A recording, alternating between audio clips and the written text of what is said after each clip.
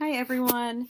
My name is Ellen Sawyer. I am a graduate student on the school counseling track in the Department of Education. My presentation is on my Closing the Gap for Whitney Young High School, which is a part of Chicago Public Schools and is located on the west side of Chicago. In my Closing the Gap project, I was looking at behavior, attendance, and grades. The idea came from attending our MTSS meetings, which stands for Multi Tiered Systems of Support, um, and getting data every month regarding getting BAG data. So, BAG stands for Behavior and Attendance and Grades. Looking at that in our MTSS meetings and seeing students who need help with all three of those things as well as outside things.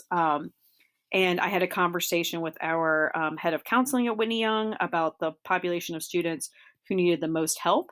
And sophomore men of color was the population, she said. And within school counseling, sophomores are kind of forgotten group, generally speaking. So I was really excited to work with this population. Here's just a brief look at our racial and ethnic diversity at our school.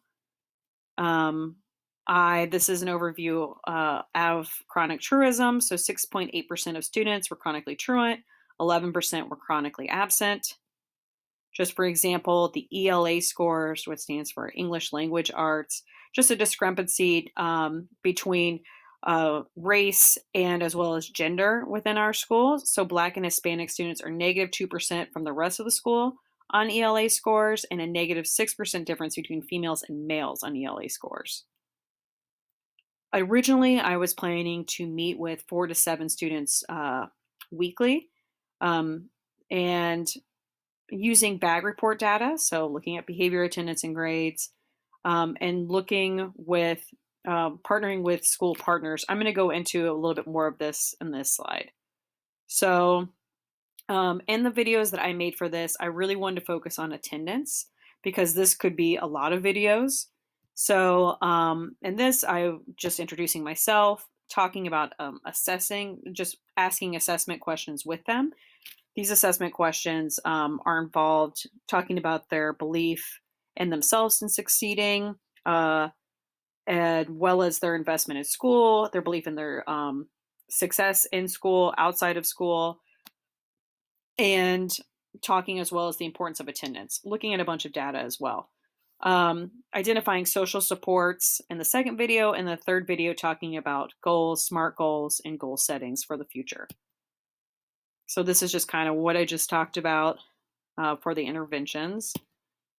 Um, the evaluation tool for this is looking at tardies and absences from when students first start meeting with me to the end of the school year, and how much that has changed, as well as assessing from the beginning to the end their belief systems and capabilities for success, as well as assessing their SMART goals.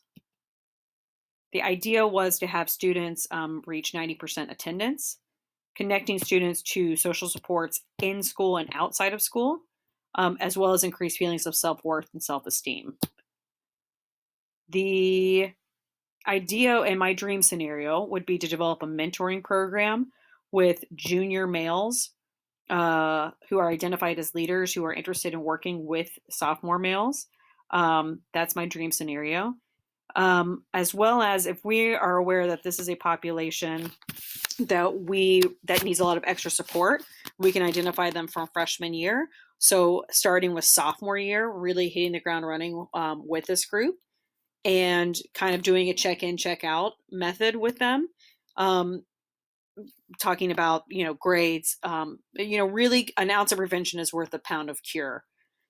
So I also, in a dream scenario, would love to have summer programming for these students. So really encouraging them, to kind of prevent summer melt, to get them involved in activities where they can get paid, hopefully in a leadership position, hopefully in a summer program with students type of role, like an after school program, except for the summer.